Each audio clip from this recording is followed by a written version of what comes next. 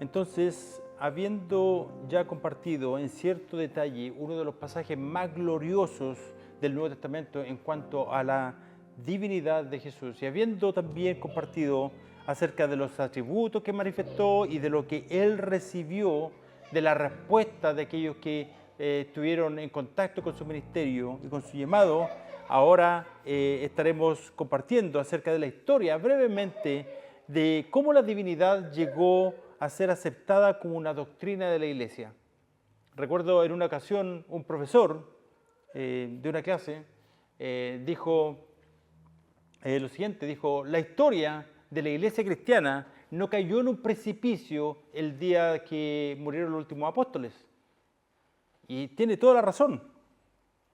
La historia desde que murieron los últimos apóstoles y lo que continúa en los siglos posteriores es una historia muy rica, en cuanto especialmente a cuanto a la definición de doctrinas. Pero una vez que los últimos apóstoles pasaron a la eternidad, la verdad es que no pasó mucho tiempo, y a partir de los siglos posteriores, la Iglesia pasó por una serie de controversias y conflictos teológicos muy importantes. De modo que es en los primeros siglos que se libraron tremendas batallas por definir y defender la confesión bíblica de la persona de Jesucristo basada en las Escrituras. Y una palabra que ya hemos retocado de vez en cuando, las herejías. Bueno, las herejías surgieron en su mayoría desde dentro de la Iglesia, enseñando doctrinas contrarias a lo que la Iglesia ya había comprendido y declarado ser la verdad de la palabra de Dios. Allá Pablo nos advierte en su viaje en Mileto, ¿verdad? Él manda a buscar a los obispos y diáconos de Efeso y les advierte acerca de este factor, de que las herejías surgen desde dentro de la Iglesia. Y miren lo que les dice ya Pablo a los obispos de Efeso. Sé que después de mi partida, les dice, vendrán lobos feroces entre ustedes, dice, que no perdonarán al rebaño. También de entre ustedes mismos se levantarán algunos hablando cosas perversas para arrastrar a los discípulos tras ellos. ¿Qué es lo que quiere decir con lobos feroces? Bueno, enemigos del rebaño, falsos maestros, engañadores. Y no pasó, como les dije, mucho tiempo, hasta que a mediados del siglo II, más o menos entre los años 150, más o menos, surge un personaje, Marción. Marción era un hijo de un obispo. Marción mantenía de que el Dios del Antiguo Testamento no era el mismo del Nuevo Testamento. Y esa idea todavía está presente en algunos sectores, ¿verdad? Marción quería excluir los pasajes del Antiguo Testamento y algunos libros del Nuevo Testamento en un ataque contra el Espíritu Santo. Él quería tener su propia Biblia. Él quería decidir qué libros deberían estar incluidos. Su padre, que era el obispo de la iglesia, lo excomulgó. Imagínense, a su propio hijo, debido a estas ideas que tenía. Y cuando Marción quiso reintegrarse a la iglesia, su padre sospechó de que no era genuino y no le permitió reintegrarse a la iglesia. Por lo tanto, Marción se va a Roma y ella crea su propia iglesia con sus propios seguidores, con las mismas ideas. Un ejemplo típico del principio de la historia de la iglesia. Es a partir de las herejías como estas que más tarde se llevaron a cabo los concilios.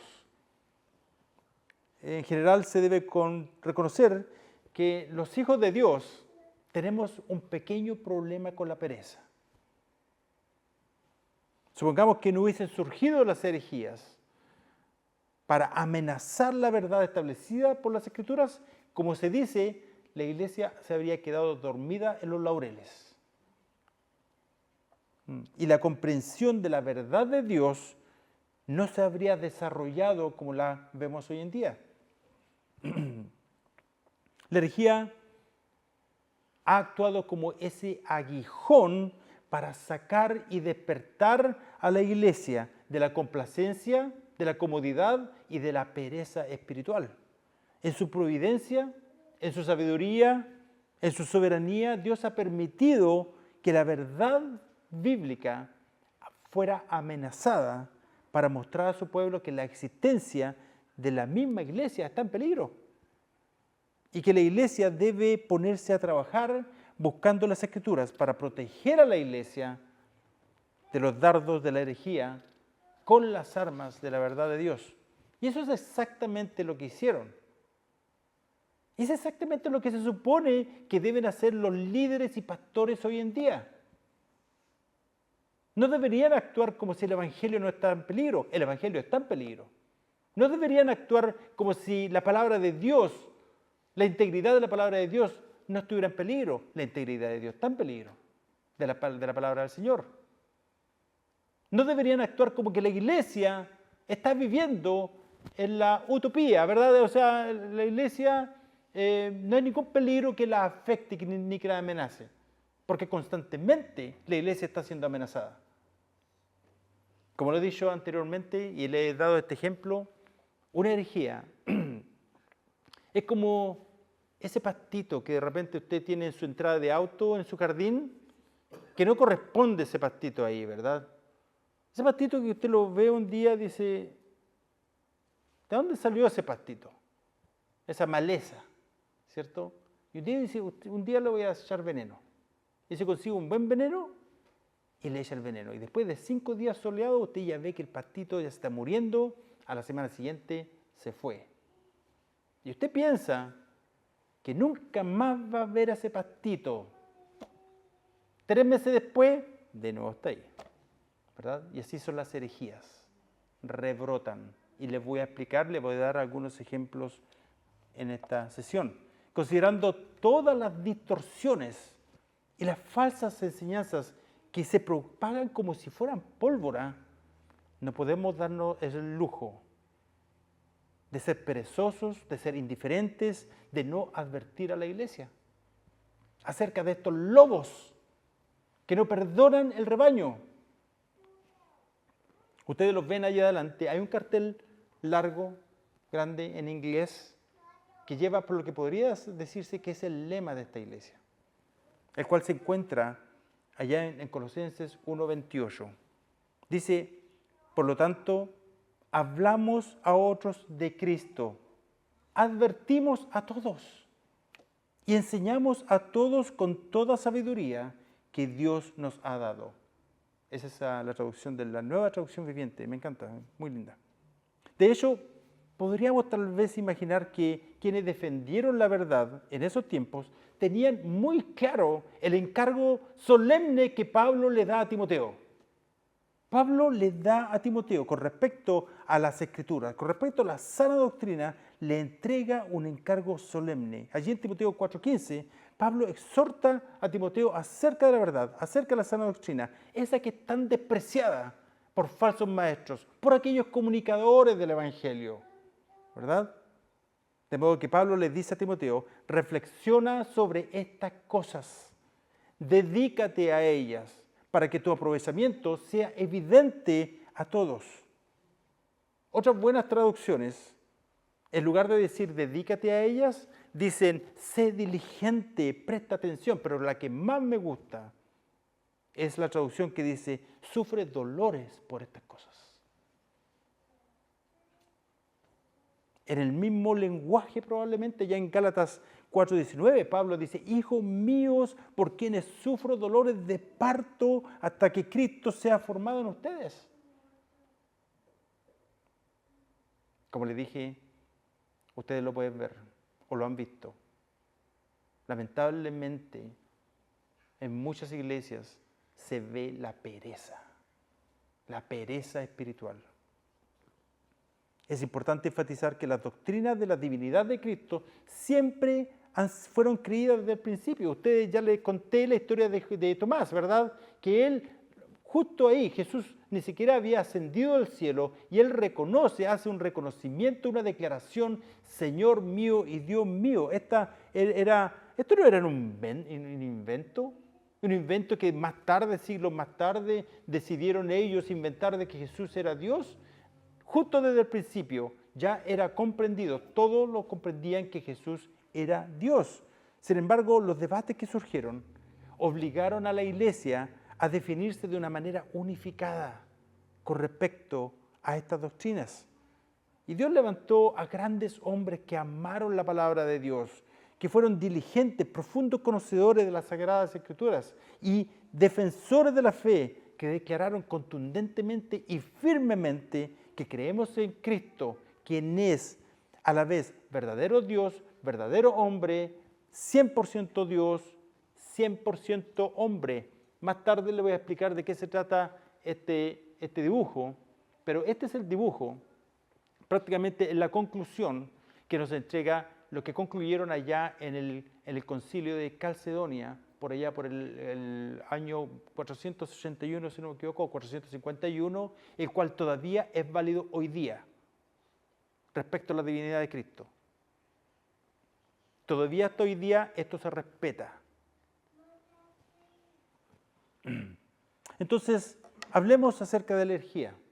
La herejía siempre ha estado presente en la iglesia. Lo estuvo en el Antiguo Testamento. En el Antiguo Testamento se habla de falsos profetas. Y aquí en el Nuevo Testamento vemos que Pablo nos advierte de la herejía, Pedro nos advierte, Juan nos advierte. Ellos ya lo veían venir. Por definición, las herejías son enseñanzas dañinas que en su gran mayoría, no todos, pero en su gran mayoría, surgen en las iglesias cristianas y que son opuestas o son diferentes a las doctrinas encontradas en las Escrituras. Conlleva una idea de ruptura o de divergencia. Todos sabemos lo que es una divergencia, ¿verdad? ¿Sí? ¿Todos sabemos qué es una divergencia? Esto es una divergencia. Usted tiene un punto aquí y usted tiene un trazo, pero este otro trazo comienza a separarse. En un principio, el ángulo es muy chiquitito, casi no hay diferencia, nadie lo podría decir, pero a medida que pasa el tiempo, se va abriendo cada vez más. Eso es una divergencia. Entonces conlleva una idea de ruptura y una divergencia, la cual tiene el potencial de destruir la unidad que caracteriza a la iglesia. La historia del cristianismo da evidencia de que muchos de los más renombrados teólogos cometieron errores respecto a ciertas doctrinas. Sin embargo, una herejía no es lo mismo, es diferente. En las palabras de Hermann Hanko, que escribió un libro llamado Contendiendo por la Fe, se confirma este punto, y esto es lo que él dice. Dice, uno no necesariamente enseña herejía cuando expone una visión nacida de una comprensión insuficiente de la verdad. Pero una vez que la iglesia de la que forma parte le ha demostrado a un hombre que su punto de vista es erróneo, que no está en armonía con la enseñanza de las Escrituras y que por lo tanto no debe enseñarlas, si de todos modos continúa enseñándolas, en ese momento se convierte en un hereje. Cierre de la cita, fin de la cita. Bueno, tal como Pablo, Juan advirtió acerca de los falsos maestros y vemos allí en la segunda carta de Juan, capítulo 1, verso 7, dice, pues muchos engañadores han salido al mundo que no confiesan que Jesucristo ha venido en carne. Ese es el engañador y el anticristo. ¿Y por qué esto podría ser, como se dice en inglés, such a big deal? ¿Por qué tan importante es eso? Que no confiesen que Jesucristo ha venido en carne. Lo vamos a ver enseguida. Hay muchas sectas que profesan ser cristianas. Es lo más fácil. Hay muchas escuelas que profesan ser cristianas. Le colocas un letrero, ¿cierto? Escuela cristiana. Muchas instituciones que profesan ser cristianas. Colocan una cruz, una mano en el techo, somos cristianos. Es lo más fácil. Pero cuando evitan la examinación, cuando exigen una lealtad ciega, cuando marginan a aquellos que buscan respuestas o que preguntan mucho, ¿verdad? Normalmente no están en armonía con la verdad de las Escrituras. Al principio suena muy bien Todo suena muy bien, pero esa es la manera como Satanás se escurre, se oculta, a través de medias verdades, las cuales pasan sin oposición, si no se existe un conocimiento sólido de la verdad. Por eso, queridos hermanos y amigos, los fundamentos de la fe, lo que estamos haciendo, es tan vital, de vital importancia para todos nosotros, ¿verdad? Porque es necesario que tengamos este conocimiento sólido de la verdad de las Escrituras. De otro modo, cualquier viento de doctrina nos mueve, ¿verdad? Y allá perdimos 5 años en tal iglesia, 10 años en esa otra iglesia, perdidos, ¿verdad? Esta doctrina de la persona de Jesucristo es de tan fatal, vital importancia que fallar en la comprensión de ella, en el lenguaje del apóstol Juan, es ser un engañador, equivale a asociarse con el anticristo o ser un anticristo, en pocas palabras, ser un enemigo de Cristo. Estos hombres defendieron estas doctrinas por amor a Dios, por amor a la verdad, y en muchos casos fueron perseguidos y fueron muertos por ello. Ellos comprendieron muy bien que la iglesia del Dios vivo es columna y sostén de la verdad, lo dice la Biblia. Por ejemplo, tenemos algunos casos de herejías, y no es mi intención de que usted trate de memorizarlas, pero ustedes se van a dar cuenta, después de que les describa brevemente estas herejías, ustedes se van a dar cuenta al final de que, oye, esto no es algo, es como ese pastito, po. Alguien le echó veneno allá en el siglo III, siglo IV, y todavía sigue saliendo el pastito, la maleza, ¿verdad? Tenemos el gnosticismo, por ejemplo. Sostenía que existía un contraste entre el espíritu que era bueno y la materia, la cual era inherentemente mala. Un rebrote del gnosticismo se llamó el docetismo, que era una herejía que negaba la humanidad de Cristo. ¿Se acuerda que delante Juan había dicho, muchos engañadores han salido al mundo que no confiesan que Jesucristo ha venido en carne? Pero en un principio leímos que Juan dice, nosotros le vimos con nuestros ojos, nosotros le tocamos. Bueno, el docetismo dice de que Cristo solamente aparentó ser un humano. Y esto implica que Jesús no poseía un cuerpo material. A lo mejor usted dirá, bueno, no importa, ¿cierto? Pero resulta que si Jesús no poseía un cuerpo material, entonces Él no murió. Y si no murió, tampoco resucitó. Y ahí se viene todo el fundamento de la fe cristiana derrumbándose, porque Cristo no resucitó. Pero eso es lo que estaban enseñando ellos.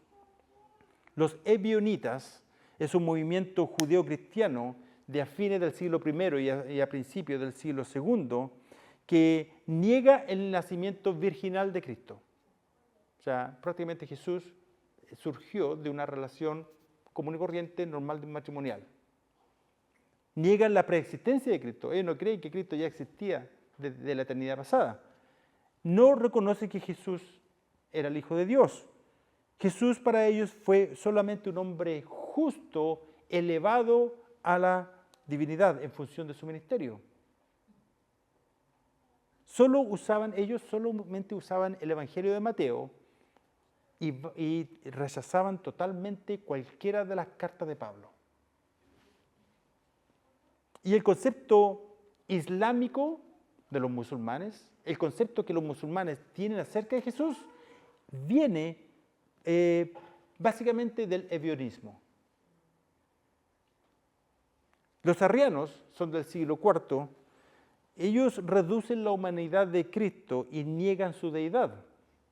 Su proponente decía que el logos, el verbo, ¿verdad? El verbo era Cristo, era la primera creación de Dios, que era de una esencia similar, no era de la misma esencia, sino similar. Los nestorianos dijeron, bueno, si Jesús tiene dos naturalezas, entonces Él también tiene dos personas. Aquí vemos en este ejemplo, en este diagrama, de que Jesús, esta es la naturaleza divina. Aquí tenemos el Padre, Hijo y el Espíritu Santo, ¿verdad? Y aquí tenemos la naturaleza humana. Esta es la persona de Cristo, pero vemos que aquí Jesús es una persona con dos naturalezas, naturaleza humana y naturaleza divina. Lo que los nestorianos estaban diciendo es de que ya que existían dos naturalezas, entonces deben existir dos personas, de modo que ellos dividían a la persona. Creían en una doble personalidad. Decían que si existen dos naturalezas, entonces deben existir dos personas. Y tenemos el modalismo, del cual vamos a hablar un poquito más después, probablemente en los próximos minutos. Ellos, bueno, el modalismo todavía está presente hoy en día. Y ellos dicen que Jesús es Dios, plantean que Jesús es Dios el Padre encarnado, no es una persona distinta. Y ustedes lo van a reconocer probablemente cuando alguien erróneamente ha tratado de explicar la Trinidad. Y dicen, bueno, la Trinidad es como, por ejemplo, tengo un cubo de hielo, le aplican calor, se convierte en agua. Y luego, si le aplica calor al agua, se convierte en vapor. Y ahí están los tres elementos. Eso se llama modalismo. No es la realidad de la fe cristiana. Ellos explican, plantean de que, lo vamos a ver con más calma en los próximos minutos, pero plantea que prácticamente Dios el Padre es el Dios en el Antiguo Testamento y luego se convierte en el Hijo encarnado y luego se convierte en el Espíritu Santo en la iglesia. No hay una Trinidad, no son tres personas. Aquí tenemos tres personas, Padre, Hijo y Espíritu Santo, viviendo en total armonía, pero son tres personas dentro de una naturaleza divina. Ellos no dicen eso, ellos prácticamente dicen que es una persona que se convierte en otra persona, que se convierte en otra persona, pero nunca los tres al mismo tiempo. Más o menos de eso se trata. Bueno, después, más tarde, en el Concilio de Nicea, en el año 825, allí claramente se establece que el Hijo es consustancial con el Padre, y Jesús mismo lo dijo. Eso ya era comprendido en la iglesia primitiva. Jesús dijo, yo y mi Padre somos uno, lo dice en Juan 10:30. En pocas palabras, lo que Jesús está diciendo, yo y mi Padre somos de la misma esencia. Otra vez que casi lo apedreaban, lo querían matar. Pero no era el tiempo en ese momento. Esto, a diferencia de Arrio, quien decía que el Hijo era de una esencia similar, lo que le acaba de decir delante. Arrio decía que Cristo era de una esencia similar al Padre, pero no era de la misma esencia. Debemos tener cuidado con los herejes, porque ellos utilizan un lenguaje muy sutil. Existen algunos que de frente niegan la verdad, ¿verdad? Pero los más peligrosos son los que ocupan nuestro mismo lenguaje, pero en un sentido diferente. Y para eso nosotros tenemos que realmente conocer bien el billete, como se dice, ¿verdad? La persona que conoce bien un billete, ¿cierto?, de $100, del momento que le entregan un billete falso, la persona hasta con el olor lo conoce que es falso, ¿verdad? Y la única manera de poder reconocer estas herejías es conociendo bien las Escrituras. Asistir a cursos como estos u otros que puedan haber, ¿verdad?, donde enseñen bien los fundamentos de la fe.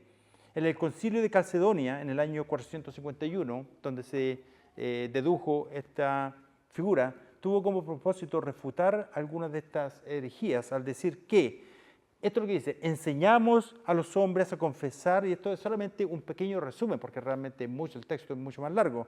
Dice, enseñamos a los hombres a confesar a uno y el mismo Hijo. O sea, existe una unidad de persona. Aquí uno, con respecto al Hijo, ve una sola persona, ¿verdad? Con dos naturalezas, ¿verdad? Entonces dice, uno y el mismo Hijo, nuestro Señor Jesucristo, el mismo perfecto en deidad y también perfecto en humanidad. Lo que está diciendo aquí es que Jesucristo no es un semidios.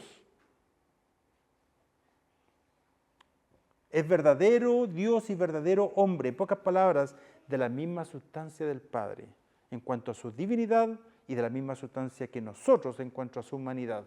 De la misma sustancia ustedes ven que el Padre, ¿verdad?, en su divinidad, y de la misma sustancia de nosotros en cuanto a su humanidad. Por eso que Juan dice, lo tocamos, nosotros lo vimos, lo tocamos. Tomás le metió, ¿verdad? Bueno, eso ya había resucitado, pero todos habían comido con él. Jesús murió, Jesús lloró, Jesús, ¿verdad? Estuvieron, caminaron, se cansó, ¿verdad? De nuestra misma naturaleza.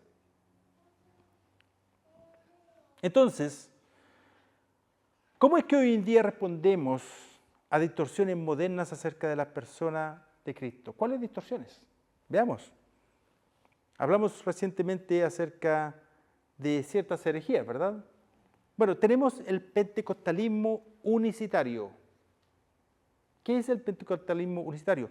Entre 14 y 17 millones de seguidores hoy en día. 14 a 17 millones de seguidores. Sostiene que el Padre, el Hijo y el Espíritu Santo no son personas distintas, sino que son manifestaciones o modos del único Dios. Ellos se relacionan con lo que yo les decía antes, que se conoce como el modalismo, ¿verdad? Dios se manifestó como el Padre en la creación, como el Hijo más tarde en la encarnación y como el Espíritu Santo en la vida de la iglesia. Ese es el modalismo y algunas, como le digo, 14 a 17 millones de personas creen eso. De hecho, un predicador muy famoso de una mega iglesia, muy famoso durante los últimos 20, 25 años, que ya prácticamente está en retiro, T.D. Jakes, expresó declaraciones de que él creía en el modalismo. El Código Da Vinci, en el año 2006 salió en el cine el Código de Da Vinci, una película. El Código de Da Vinci retoma las ideas de los evangelios gnósticos. ¿Se acuerdan cuando estudiamos la introducción de la Biblia? El primer tema de los fundamentos de la fe, y hablamos de cómo se formuló los criterios para saber qué libros deberían ser incluidos en el canon. ¿Recuerdan? Y entonces dijimos que los evangelios y los escritos gnósticos, como el evangelio de Tomás, que usted no lo encuentra en la Biblia, obviamente que fue dejado fuera, ¿verdad? El de Felipe, el evangelio de Felipe, el evangelio de la infancia de Jesús, esos no cumplieron con el criterio y no fueron incluidos en el canon de las Escrituras. Pero allá el Código Da Vinci retoma las ideas básicas de los evangelios gnósticos y las convierte en el tema principal de esta historia. La historia supone que Jesús no resucitó y no afirmó ser Dios, sino que se casó con María Magdalena, ¿verdad? Los evangelios se escribieron más tarde, los verdaderos evangelios, según ellos, se escribieron mucho más tarde. Y la iglesia reprimió la verdad original de la vida y enseñanza de Jesús. Esto todo es el contenido, lo sacaron de esos evangelios o escritos gnósticos. Todavía está presente.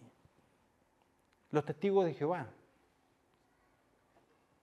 creen algo similar al arrianismo, ¿verdad? Sostienen que solo Dios es el Padre es Jehová. Ellos dicen que Jesús es el ángel Miguel, el primer ángel creado por Dios, y que Jesús es distinto al Padre y es subordinado a Él. O sea, una distorsión que nace prácticamente allá en el siglo IV. Y aunque la religión testigo de Jehová tienen muchas otras ramificaciones y otras doctrinas, en parte hay muchas similitudes con esa herejía que fue condenada ya en el siglo IV. Solo Jesús es un rebrote del ebionismo y está muy popular en las Américas hoy en día. No, los escritos de Pablo no. ¿Se acuerda del ebionismo? Dijimos que ellos solamente Mateo y no quieren saber nada del escrito de Pablo. Probablemente porque requiere un poquito de efecto, requiere un poquito de estudio. Pero ellos solamente quieren Jesús, quieren el amor de Jesús, quieren la gracia de Jesús. Y es un ataque al Espíritu Santo, porque la Biblia es inspirada, toda palabra, toda escritura es inspirada por Dios, ¿verdad? Es un ataque al Espíritu Santo. Vemos cómo estas herejías han rebrotado sutilmente y son aceptadas, lamentablemente, sin oposición en muchas iglesias.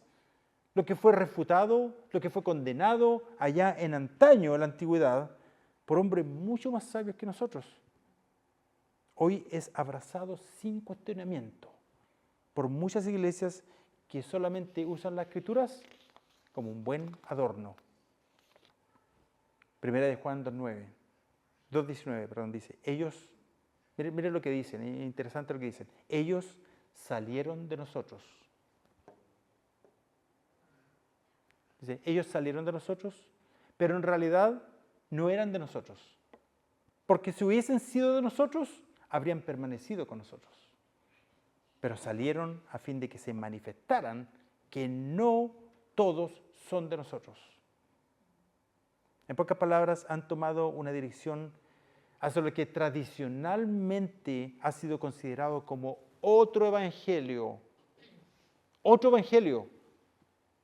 La Biblia dice que otro evangelio sea maldito, imagínense. Ellos han tomado esa dirección del otro evangelio, abrazando una enseñanza que es divergente. No es la enseñanza de las Escrituras, de la sana doctrina, que fue enseñada por los apóstoles, sino que tomaron otro camino divergente, que se desvía cada vez más de la sana doctrina. La palabra del Señor debería guiarnos de contender ardientemente por la fe. Eso es lo que dice Judas, ¿verdad? Judas es el penúltimo libro de la Biblia, no es Judas Iscariote, este era Judas, se presenta a sí mismo como un medio hermano de Jacobo. Ahora, Jacobo, el que estaba a cargo, que también escribió la carta a Santiago, nosotros lo conocemos como Santiago, era medio hermano de Jesús. Por lo tanto, este Judas, que es el penúltimo libro del Nuevo Testamento, es probablemente medio hermano de Jesús, que en un principio no creía en Jesús, hasta que resucitó. Bueno, él dice contender ardientemente por la fe. En pocas palabras, defender celosamente la fe del Evangelio, la verdad de las Escrituras. Es la reacción natural de aquellos que aman a Dios y aman la verdad. Por lo tanto, debo recalcar que esta no es solamente una tarea para pastores y líderes, sino de todo aquel que dice ser cristiano. Si eres indiferente cuando tuerces la verdad de Dios, cuando tuerces la verdad acerca de la persona de Cristo, cuando tuerces la verdad del Evangelio, cuando tuerces la razón por la cual Dios se encarnó en la persona de Jesucristo, bueno, la verdad es que si tú dices que eres cristiano, debes analizarte a ti mismo. Si realmente todavía estás realmente en la fe. Debería ardernos por dentro, con un celo santo. Cuando dicen mentiras acerca de Jesucristo, cuando dicen mentiras acerca del Evangelio, cuando usan el nombre de Jesucristo solamente para beneficiarse ellos mismos y muchas veces llenarse los bolsillos, debería ardernos por dentro. Yo te aseguro que si hablaran cosas perversas, mentiras acerca de ese ser querido que tú tienes, de tu hijo, de tu nieta, de tu esposa, como se dice, no sé si lo dicen allá en Perú o en Venezuela, saltaríamos como araña si hablaran cosas que son falsas acerca de esos seres queridos para defender su honor y su persona. Me pregunto por qué eso no sucede cuando tuercen las Escrituras acerca de Jesucristo. Tal vez porque no le conocemos lo suficiente. Tal vez porque nunca nos han enseñado. Tal vez porque no le amamos lo suficiente. Tal vez porque no hemos conocido la profundidad de nuestro pecado y de lo que Él hizo y estuvo dispuesto a hacer para venir a cargar con nuestro pecado, para venir a redimirnos. Cristo vino en una misión, vino a morir y tratar con el problema del pecado y para satisfacer la justicia divina, pero Él también vino para revelar el amor de Dios. Ya que Jesús es divino, y espero que ese sea lo que tú has llegado a comprender a través de estas breves lecciones. Todas las interrogantes acerca del destino humano, lo que debemos hacer para agradar a Dios,